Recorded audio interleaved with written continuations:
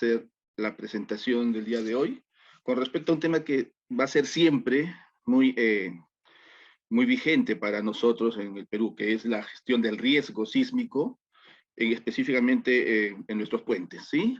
Un área en la cual he tratado siempre de trabajar y que hay mucho tema todavía por avanzarlo y que ojalá después de esta reunión podamos estar más motivados y poder juntar más mentes para poder seguir trabajando con este tema. Repito que es muy recurrente y muy necesario para poder tener en mejor condición siempre nuestro inventario de puentes. Básicamente quiero reconocer los créditos a los profesores Jen, a Butaja y también de la Florida International University por cierta información que voy a usar en esta presentación. Hablemos antes de entrar en sí sobre lo que es la gestión del riesgo en puentes, quiero, como siempre lo hago, tratar de dedicar un par de minutos a que se entienda cuáles son los conceptos de la gestión del riesgo de desastre, porque es un concepto bastante amplio y muy importante que debemos nosotros manejar para poder emplearlo adecuadamente dentro de nuestros proyectos de ingeniería, porque es un tema que abarca, es transversal a todas las temáticas, pero en el caso particular de lo que es las infraestructuras y los puentes en muy particular, también es muy pertinente. El riesgo debe entenderse como el producto de dos factores. No es una multiplicación matemática, sino simplemente es el hecho de tener dos factores siempre concurrentes, la amenaza y la vulnerabilidad.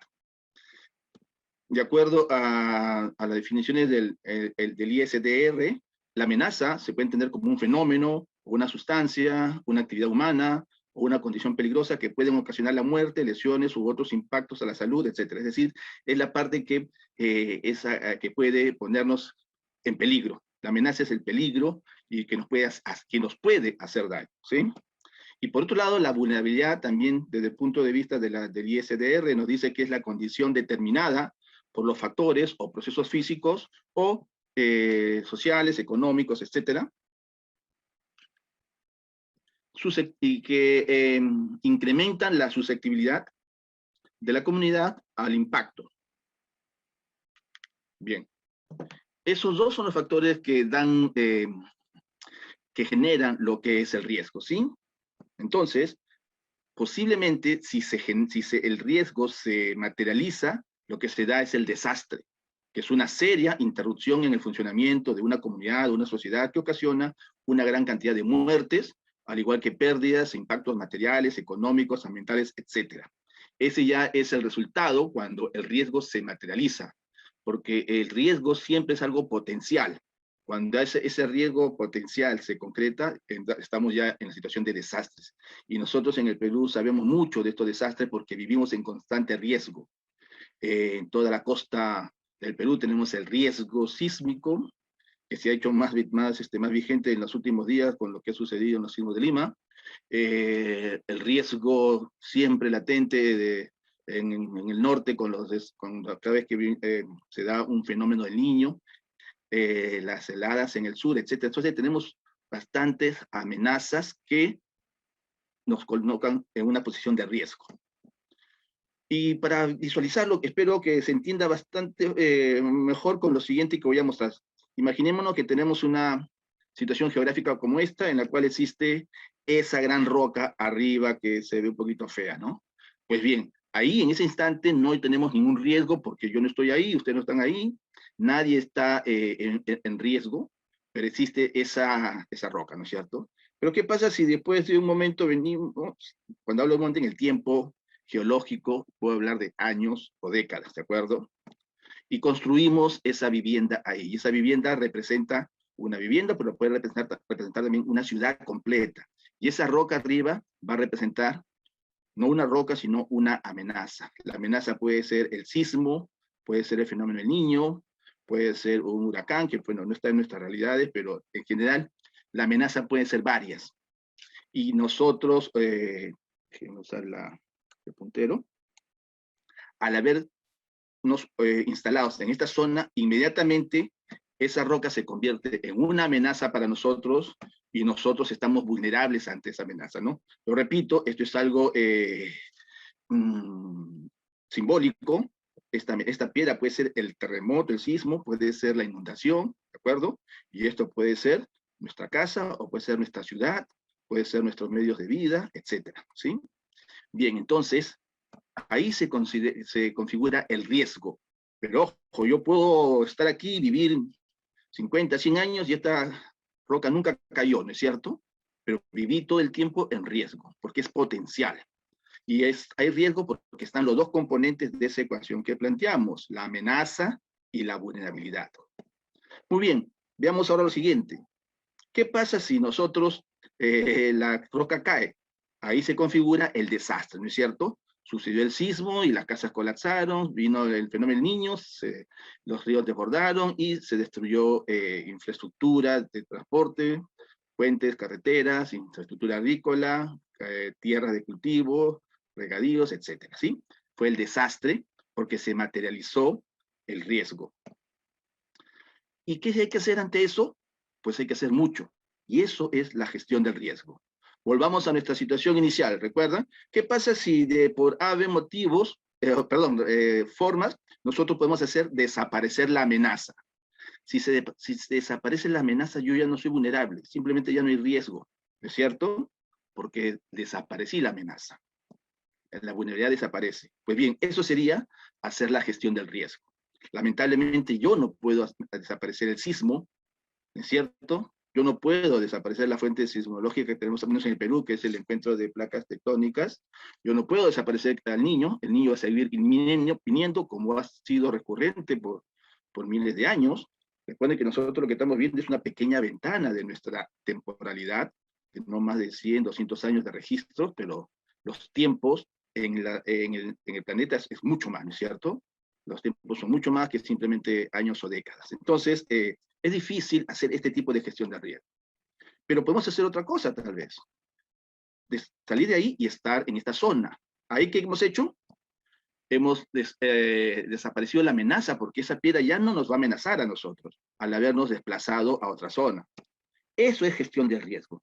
Lo repito, esto es simbólico, ¿no es cierto? No siempre podemos desplazarnos, y entonces lo que hay que hacer es hacer otro tipo de gestiones para evitar que el riesgo se vaya a convertir en desastre. ¿Cómo?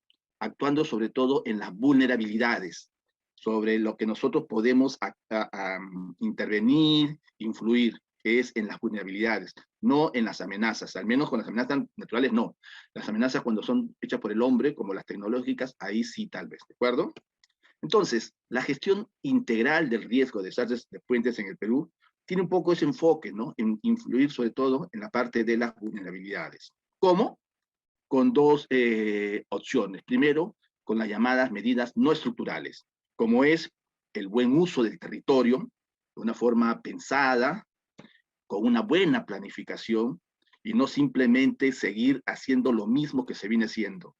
En Piura fuimos muy críticos desde el Colegio de Ingenieros de las reconstrucciones que se han hecho en el norte, cada vez que había un niño importante, del año 83, 97, 98, y ahora el último, 2017, nunca han funcionado porque las han hecho desde Lima, sin conocimiento real y con base de lo que es reducir las vulnerabilidades en el norte del Perú, ¿sí? Y también las medidas estructurales, que es lo que más nos interesa a nosotros los ingenieros, porque ahí vienen nuestros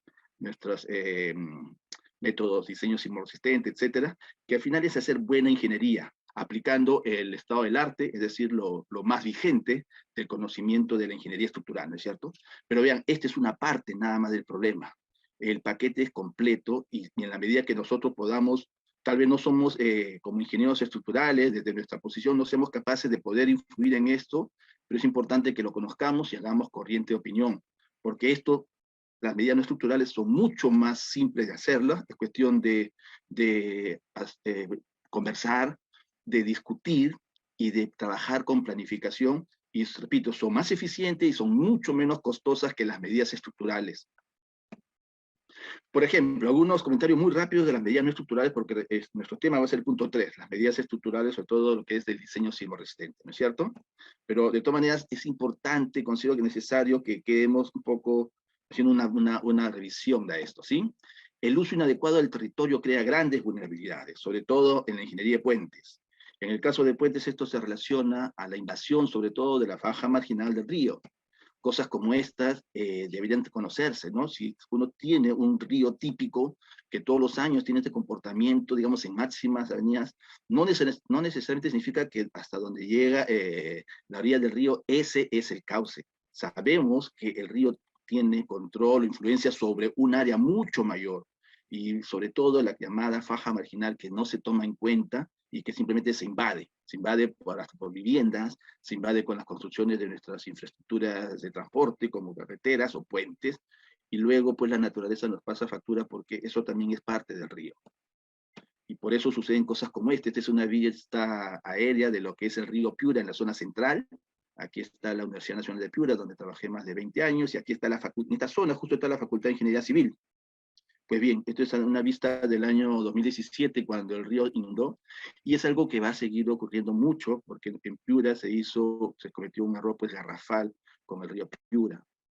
Esa era aparentemente la forma del río antes de que se construya este puente, que por los años 90 se construyó, y un puente que debió ser de 200 a 250 metros para tener seguridad, se hizo solamente de 150 metros porque no había más presupuesto. Faltaba, creo que fue un puente de 4 millones de soles y se necesitaban 6 millones, perdón, era de 6 millones, pero se tenía más que 4 millones, entonces se resolvió reducir la luz. Gran inteligencia para resolver el problema, pero aún así, repito, aún así, habiéndolo hecho eso, esta zona hubiese quedado intangible para que cuando se tenga la diferencia de recursos, ampliar el puente. Eso se puede hacer sin ningún problema, no se pierde. A lo más podríamos tener problemas en perder el estribo izquierdo, pero se podía hacer mejoras. La ingeniería nos permite eso.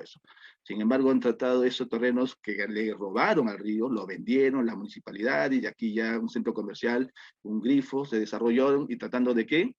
De consolidarse para luego seguramente cuando la ciudad realmente se ponga fuerte, compre o adquiere esos terrenos porque es necesario ampliar ese puente. Mientras tanto, la ciudad va a seguir sufriendo de estas inundaciones porque aquí es un cuello de botella, no es un estrangulamiento artificial que se le ha hecho al río. Es una vista en elevación que se muestra lo mismo. Toda esta gran zona se le robó al río cuando se hizo ese puente reducido, ¿no?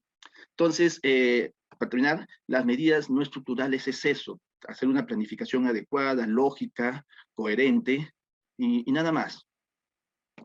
Luego podemos hablar así ya de lo que son las medidas estructurales, aquellas que están más relacionadas con la ingeniería.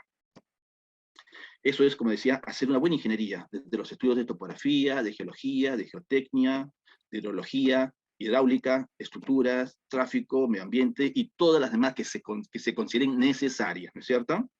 Aquí déjenme hablar sobre todo de estos dos temas, la parte de estructuras, que es lo que nos llama más, y también la hidrología, que está muy relacionada con los puentes. Para eso nosotros tenemos un manual de puentes, que ustedes deben saber es una adaptación del AASHTO, del reglamento AASHTO de los Estados Unidos, como casi toda nuestra reglamentación es una adaptación de los códigos norteamericanos, ¿no es cierto? Pues bien, en nuestro manual de puentes tenemos todo lo detallado que se encuentra también en el AASHTO para ser aplicado en nuestro diseño y construcción de puentes. Y con respecto a la parte hidráulica, también el MTC, que es quien publica nuestro reglamento de puentes, también publica este manual de carreteras, de hidrología, hidráulica y drenaje, y donde se indica todo lo concerniente a la parte pues, hidráulica, que influye mucho en las características de un puente cuando el puente pues, está sobre un curso de agua. Entonces, nosotros diríamos que se piensa que se aplica buena ingeniería, pero sin embargo pasan cosas como esta, ¿no es cierto? Y es muy común y no nos llama la atención ya, como que somos indiferentes a que un puente que debería durar 75 años mínimo, que es lo que exige el reglamento de puente AASHTO a los constructores norteamericanos, a los estados, a todos los estados, a su departamento de transporte de cada estado les exige que sus puentes deben durar 75 años. Pero nosotros estamos acostumbrados que nuestros puentes, después de 10, 15, 20 años, colapsen o sufran mucho y tengamos que reemplazarlos y no pasa nada. Si nosotros tenemos un reglamento adaptado, el reglamento AASHTO, y por lo tanto trabajamos con las mismas exigencias norteamericanas, deberíamos esperar los mismos resultados también, ¿no es cierto? Pero no es así. pasa esto, y aquí hay pérdidas de vidas humanas. Y esto fue en Piura en el 1998, cuando colapsó el puente Bolognesi, 10 de la mañana de un día particular. Personas y peatones y vehículos que pasaban en ese momento del colapso cayeron, 19 personas murieron, muchos de ellos aparecieron 15, 20 kilómetros río abajo, porque fue en un momento de un nivel muy alto del caudal del río Piura, en un fenómeno del Niño, ¿no? En el río Virú, el puente Virú, en la Libertad, casi en el norte, pero también en el sur se dan otros problemas similares con las situaciones hidráulicas. Y repito, nuestros puentes no colapsan por sismo.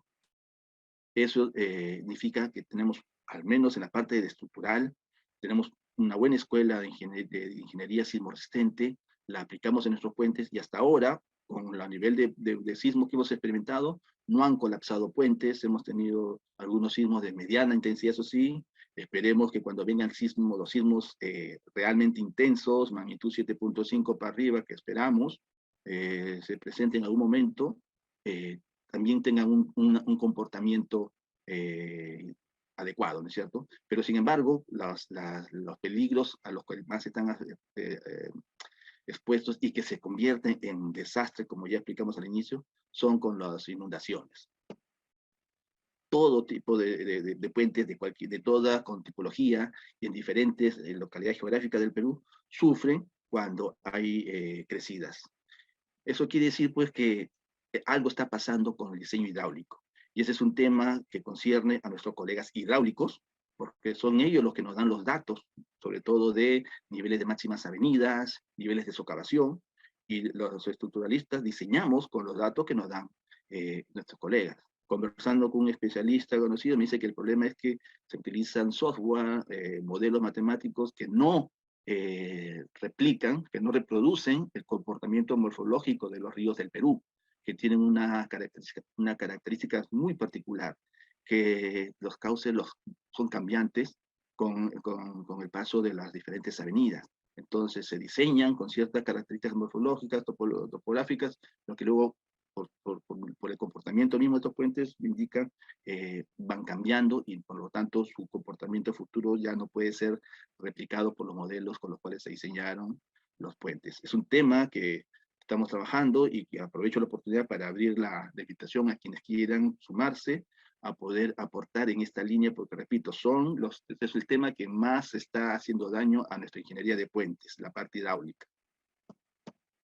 Y básicamente es que no dar con precisión el nivel el nivel que es entre las máximas avenidas y el fondo del puente, lo que nosotros llamamos el gálibo, ¿no es cierto?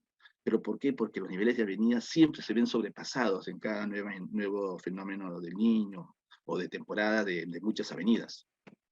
Y también tenemos en otro lado, si lo primero fue en la parte que vemos, también en la parte que no vemos, en el fondo del lecho, los niveles de socavación también no son replicados y muchas veces tenemos situaciones donde los puentes, la cimentación de los apoyos, de los pilares, los estribos, quedan en el aire porque la socavación supera los niveles de socavación estimados en los estudios durante el diseño. Y sucede, esta es una vista pues ya del puente Bolognesi después que bajó el nivel, donde se comenzó a experimentar y resulta que hubo pues el lecho del río aparentemente bajó de 10, 15, 20 metros posiblemente, no se sabe exactamente cuánto porque no hubo unas mediciones exactas, solamente muchas mediciones que podían tener aproximación. Pero el hecho es que pues un pilar quedó en el aire porque todo el material donde se apoyaba desapareció y eso produjo el colapso de 2 tableros de ese puente.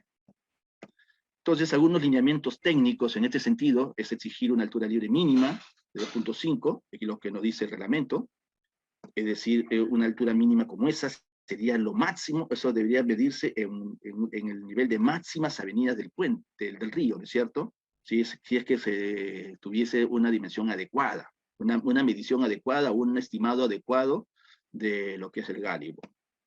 Sin embargo, el puente, este es un puente en Piura también, el puente Cáceres, con un río en su estado, digamos, normal, fíjense el nivel, pero cuando vino el fenómeno del Niño del 2017 llegó a esto, ¿no? El nivel del agua sobrepasó el tablero y entonces ahí no hay gálibo, ¿no? El gálibo se volvió negativo porque el agua superó el nivel del tablero.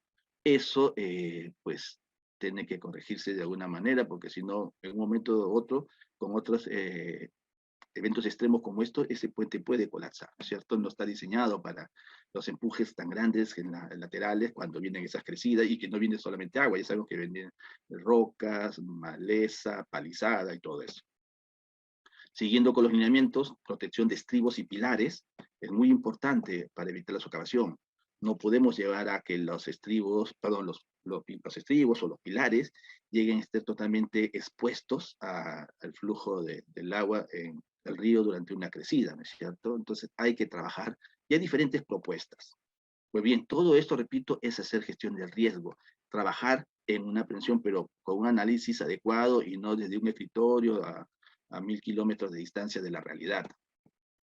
Hay que exigir proyectos de construcción de puentes con la elaboración de estudios de hidrología, hidráulica, geología, geotécnica, estructuras reales y no hechos con el Google Earth, repito, hechos desde el escritorio, hechos por especialistas de la materia y que puedan estar a disposición de la comunidad, de las universidades, del colegio de ingenieros, para que puedan dar su opinión, porque son los que realmente saben, en la zona saben qué es lo que sucede, cuáles son las razones, y no tienen que contárselas, ¿no es cierto? La inspección y mantenimiento también es otra forma de gestionar el riesgo. Exigir la inspección de los puentes cada 2 años como máximo por la autoridad competente. Y exigir la inspección no es solamente pues, caminar el tablero del puente cuando ya ha habido daños, sino es sobre todo de ser preventivo y programado, es decir, hacerlo ya con una secuencia fija, sin esperar que el puente presente problemas o daños para recién hacer la inspección, ¿no es cierto? El reglamento, el manual de puentes del Perú incluso no dice 2 años, dice cada año. Sin embargo, yo paso por muchos puentes, todos ustedes pasamos por muchos puentes y estamos viendo que pasa 1 año, 2 años y no se hace inspección. El reglamento norteamericano del AASHTO exige que cada 2 años se haga una inspección y cada 2 años la hacen. Y eso no es gasto, debe que verse como una inversión, porque el presupuesto para invertir en inspección de puentes fácilmente saldría de 1 o 2 de los puentes que tienen que ser reemplazados cada año por falta de previsión, por falta de mantenimiento, por falta de inspección, es decir, por falta de gestión del riesgo.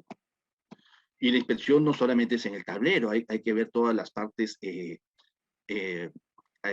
sensibles del puente, los apoyos, de llevar a revisar lo que es no solamente la superestructura, sino también la subestructura, y sobre todo la subestructura en la parte que es inaccesible para muchos.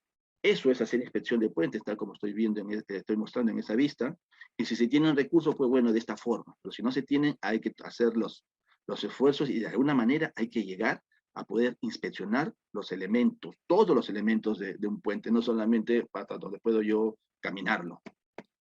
Exigir el mantenimiento rutinario y programado del inventario de puentes por la autoridad competente. Básicamente nuestros puentes, todo el 100% son propiedad del MTC o de los gobiernos regionales y locales, ¿no es cierto? Pues bien, todos estos trabajos que son preventivos son mucho más eficientes que esperar el daño a más largo plazo de un puente, porque hay muchos estudios, parte de mi investigación en el doctorado tuvo que ver justamente con el mantenimiento de puentes. Los Estados Unidos, con sus 650,000 puentes que tienen, su problema de ellos no es construir puentes, ellos harán cada año 1,000, 2,000 puentes a lo más.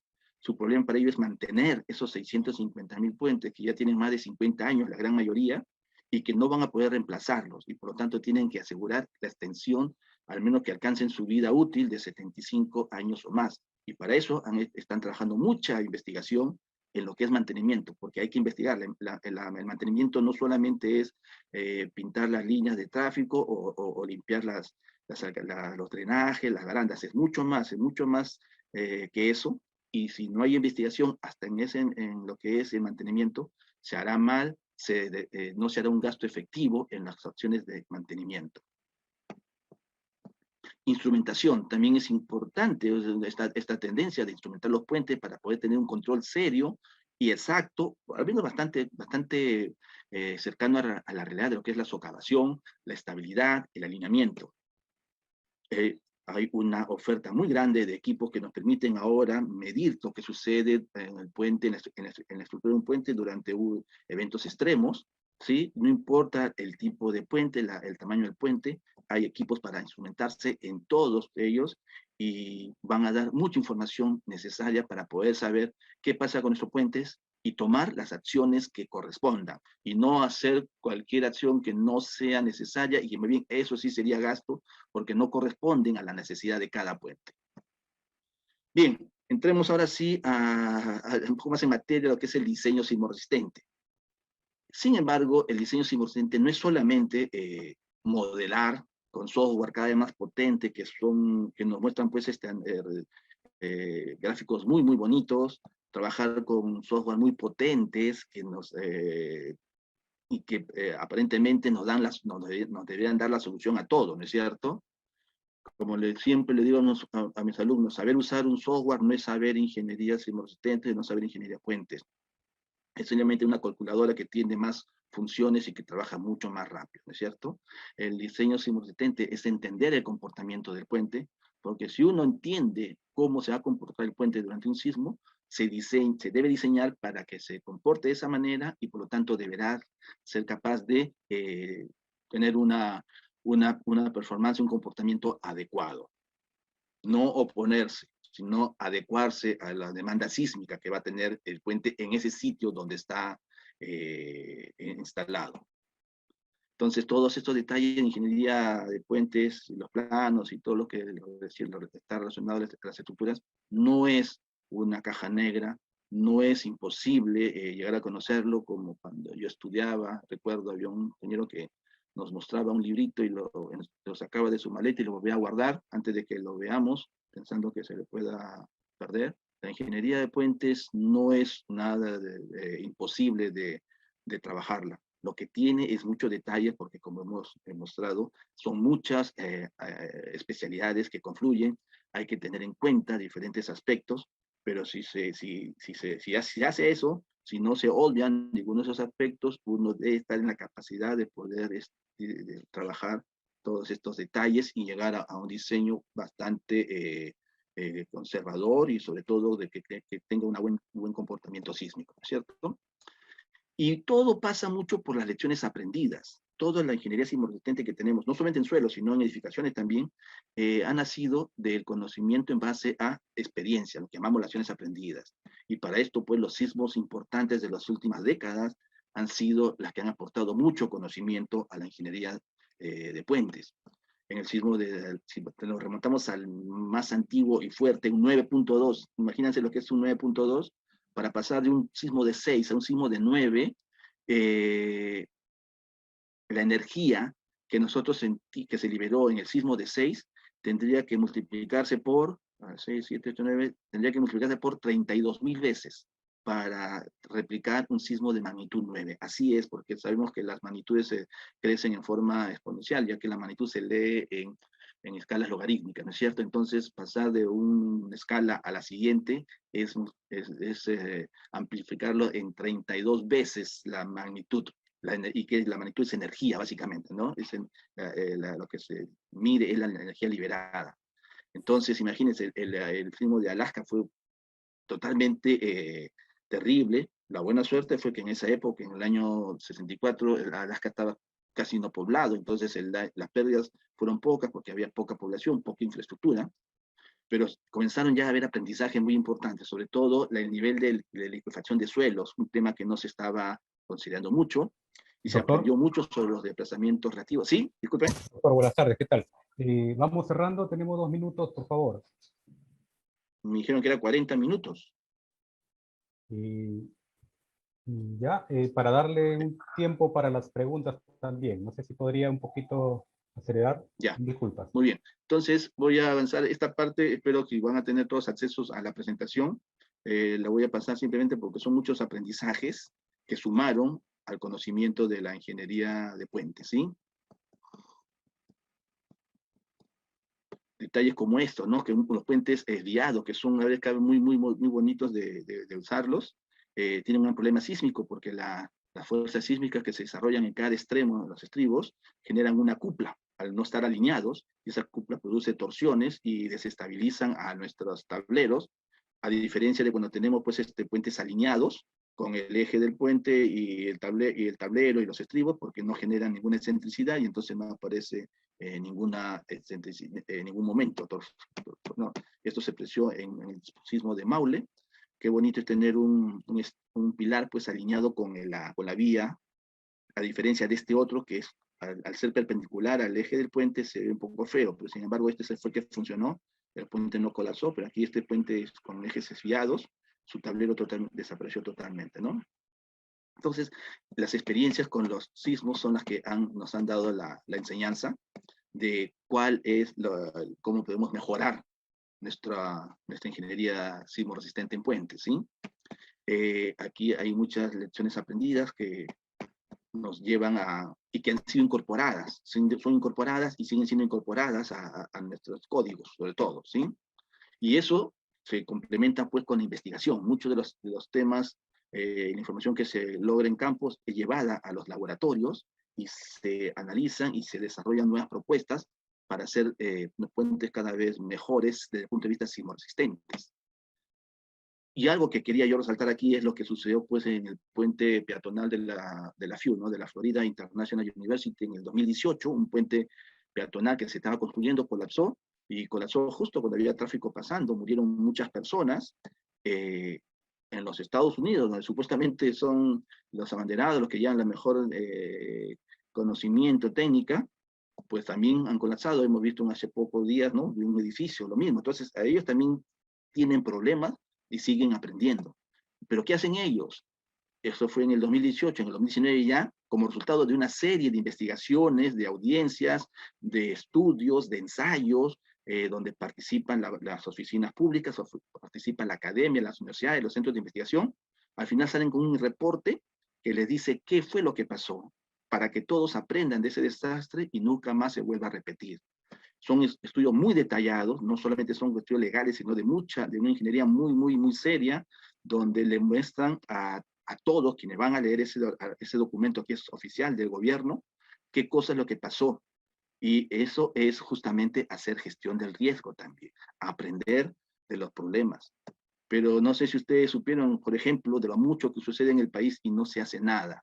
El puente de Topará, que colapsó en el 2011, le atribuyeron la culpa bueno, esa fue la explicación que dicen los diarios, algún responsable del ministerio, que fue que pasó un camión de mayor tonelaje que el esperado, pues eso no es así, ¿no es cierto? Pues bien, nadie nunca tuvo acceso al informe técnico del que explicase qué pasó con ese puente, ¿sí? Alguien lo guardó en un escritorio bajo 7 llaves y nunca más pudimos aprender qué fue lo que se hizo mal para no repetirlo. Tengo un colega que me dijo que conoció a una persona que trabajaba en el ministerio y que leyó un informe que decía que eran calidad de productos chinos, etcétera. Cosas como esas que no se pueden decir porque todo queda en especulaciones. Lo importante es que nunca hubo un informe que nos diga exactamente qué sucedió, ¿no es cierto? Eso, señores, es gestión del riesgo. Y ojalá que nosotros desde algún momento podamos hacer corriente de opinión para que todos estos sean aprendizajes y nos permita tener estructuras mejor construidas, mejor diseñadas.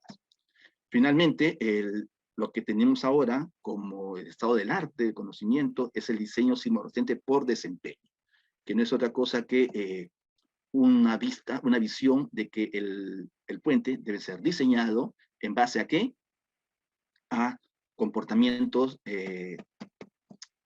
avanzar hasta donde quiero llegar, tener sistemas sismoresistentes y elementos sismoresistentes. O sea, el puente tiene que ser concebido de forma tal que los elementos formen un sistema sismoresistente, y eso se le llaman elementos sismoresistentes y que dan cuerpo a un sistema sismoresistente. Y eso se da solamente en algunas partes del puente para hacerlo justamente sismoresistente. Espero que revisen la presentación donde he detallado eso. Yo básicamente quiero ir a una gráfica que resume lo que hemos dicho. Estos son esquemas que están en el reglamento. El AASHTO tiene un reglamento para diseño de puentes, pero el diseño sismoresistente, no el diseño convencional. O sea, hasta ese nivel de especialización han llegado, ¿no? Y básicamente es esto, lo que quería mostrarle, los apoyos, en este caso los pilares, donde llega la fuerza sísmica aplicada a la superestructura, y son los elementos de los pilares, básicamente las columnas, donde se tiene que desarrollar un comportamiento dúctil para disipar la mayor cantidad de energía. Igualmente los elementos de arriostres, que también pueden disipar energía por fluencia en tracción sobre todo. Entonces, la idea es que dentro del puente se identifiquen ciertos elementos que pueden comportarse dúctilmente y que de forma clara que puedan desarrollar rótulas plásticas o puedan desarrollar fluencia. Eso es la concepción ahora de un diseño sismo-resistente. No que el puente soporte a la fuerza sísmica más grande que puede esperarse, no. La idea es que básicamente fluya, se desarrolle un comportamiento dúctil, y eso sí, eso implica deformaciones, grandes deformaciones que pueden generar que luego que pase el puente se tengan que hacer reparaciones importantes o incluso reemplazos, pero nunca se llega al colapso. Bien, yo creo que esto podría ser ya, hay más detalles sobre lo que son los elementos sismoresistentes y los sistemas sismoresistentes, pero la idea es esa, ¿no? Tener un comportamiento dúctil en ciertas zonas donde uno sabe que se puede desarrollar ese comportamiento dúctil con grandes deformaciones y que va a permitir una gran disipación de energía, evitando el daño en otros elementos que son más críticos para el puente. Bien, con esto yo quisiera dar por terminada la presentación, de forma tal que pueda haber espacio para las preguntas, como está programado en el evento entonces, ¿sí? Muchas gracias, doctor. A continuación pasaremos a las preguntas que se tuvieran entre los asistentes, así que vamos a darle lectura a algunas de ellas que se encuentran en el chat. El ingeniero Segundo Abraham Carrasco, Huamán, pregunta si se puede prevenir la vulnerabilidad a un determinado lugar que esté en riesgo. Prevenir la vulnerabilidad. No se previene la vulnerabilidad.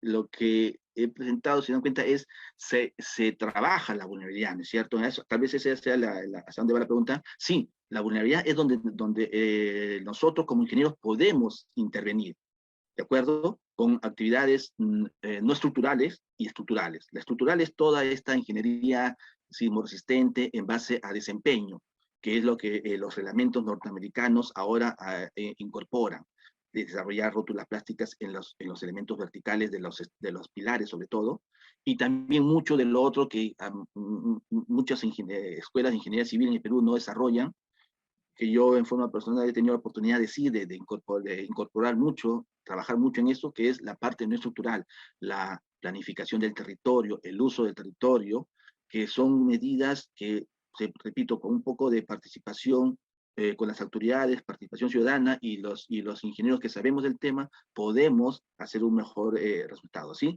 Entonces, nuevamente, en función, nosotros como ingenieros podemos influir, participar en lo que es la vulnerabilidad. El otro factor, lo que es la amenaza, el peligro, eso sí es un poco, en algunos casos imposible, ¿no? Nadie va a poder evitar que sigan generándose sismos en el encuentro de placas, nadie puede evitar que el fenómeno del Niño siga viniendo a nuestras costas, por lo tanto, ese factor no lo tocamos, sino en lo que es la vulnerabilidad, hacer estructuras más resilientes, mejor diseñadas, y ubicándolas en mejores sitios. Gracias por la pregunta. Muchas gracias. El ingeniero Hugo Benito Rojas pregunta, ¿la no determinación del ancho estable cree usted que es una de las causas? ¿Por qué si la metodología me determina un ancho no hay opción a cambiarla? Perdón, no escuché el comienzo de la pregunta. La no determinación del ancho estable, ¿cree usted que es una de las causas? ¿Por qué si la metodología me determina un ancho no hay opción a cambiarla? Ancho estable, me entiendo que se refiere al ancho estable para la ubicación del puente, ¿no es cierto? Pues bien, lo que sucede es que parece que los parámetros que se están usando en los modelos no están dando realmente la predicción que nosotros necesitamos. No es mi especialidad la parte hidráulica, estoy leyendo, estoy estudiando bastante este tema, y entiendo pues que hay software como el HERRAS, que es el que es el más popular, es como el SAP en las estructuras. Pues bien, parece que esos software están calibrados como para otro tipo de morfología de ríos y no de los nuestros, de forma tal que los ingenieros que aplican el software aplican siguiendo todo el manual de usuario y por lo tanto dan los resultados que arroja el software, pero luego cuando se construyen los puentes, las evidencias las tenemos cada 5 o 7 años ahora, con más recurrencia, que viene el fenómeno de grandes inundaciones, de grandes lluvias, ¿no? Una gran cantidad de lluvias muy intensas, y los ríos crecen y los niveles que alcanzan son mayores a los pronosticados por el software o por los modelos matemáticos que se están empleando. Entonces, la única explicación es que si se han usado adecuadamente según los usuarios, pues hay algo en el modelo, en los algoritmos que no están dando, al menos para el Perú. No sé, eh, falta todavía tiempo de investigar, pues si en otros países también de Sudamérica, como Colombia, Ecuador, sus ríos están teniendo los mismos problemas de análisis que no están dando las medidas adecuadas, no llegamos a valores más precisos, ¿no? Entonces, sí, repito que si uno se apega legalmente es lo que dice el software, los modelos, lo que están enseñándose en las escuelas, pero hay algo que está fallando, eso es indudable, ¿no es cierto? Y eso, la única forma de poder resolver ese encantamiento, ¿cuál es? Investigar. Investiguemos, pero mientras no contemos con data, que muchas veces la manejan quien administra los puentes, ya sabemos quién es, mientras no contemos con ese data, vamos a hacer muy poco o muy limitado. Muchas gracias por la pregunta. Muchas gracias, ingeniero. Doctor, un par de preguntas más. El ingeniero Nilo Briceño menciona, ¿no? Buenas tardes, ingeniero Luis. ¿Por qué cree que no se hacen los mantenimientos a los puentes? ¿Por qué no se contempla en el contrato? ¿Y por qué el reglamento de puentes no lo indica?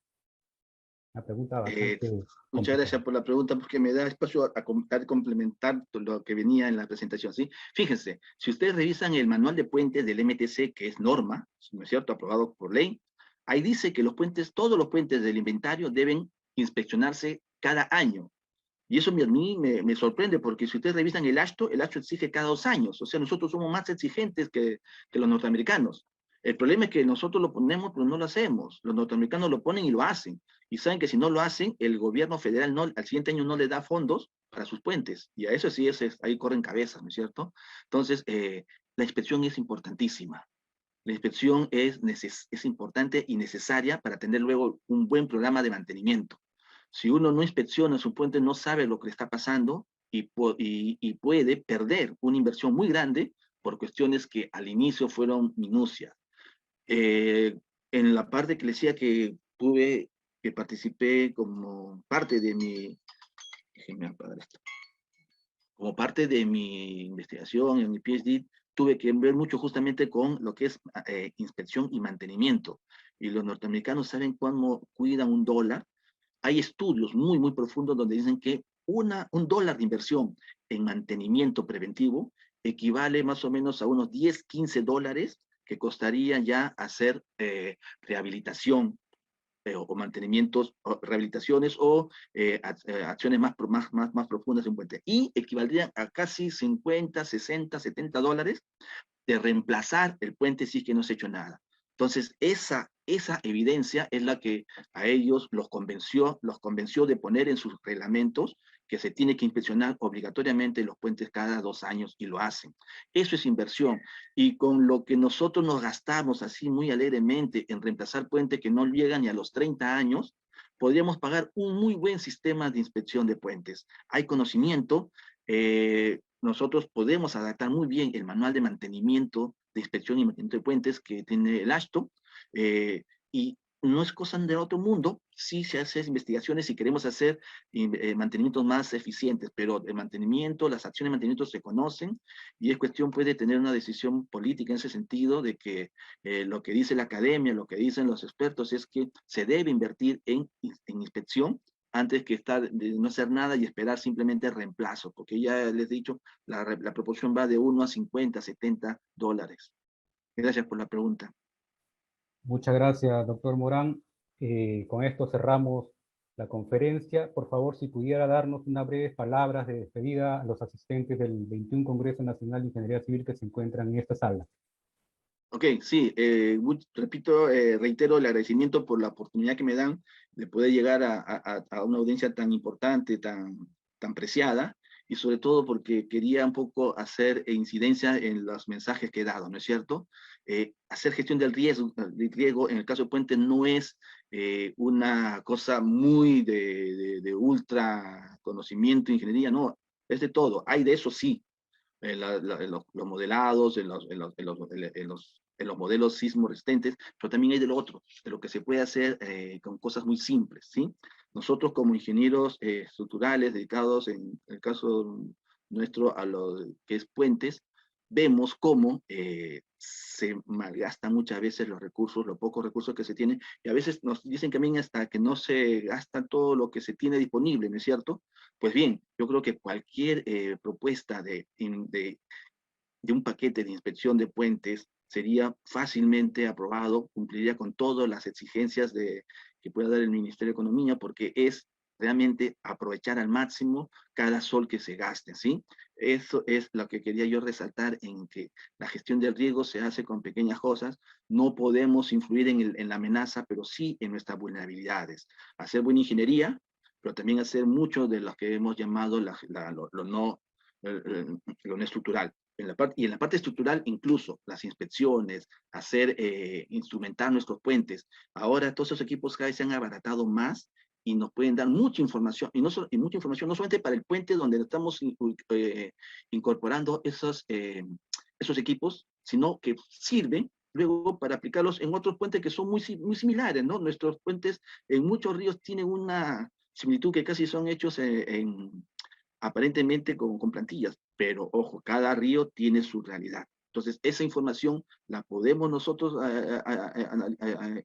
aprovechar en la medida de las posibilidades. Entonces, a cada uno de ustedes, desde donde estén, desde su posición de trabajo o de ámbito donde se desarrollen, hacer corriente opinión de que la gestión del riesgo es algo muy importante y muy necesario para nuestra realidad. Y termino con esto. Muchas gracias por la oportunidad. Buenas tardes. Muchas gracias, doctor.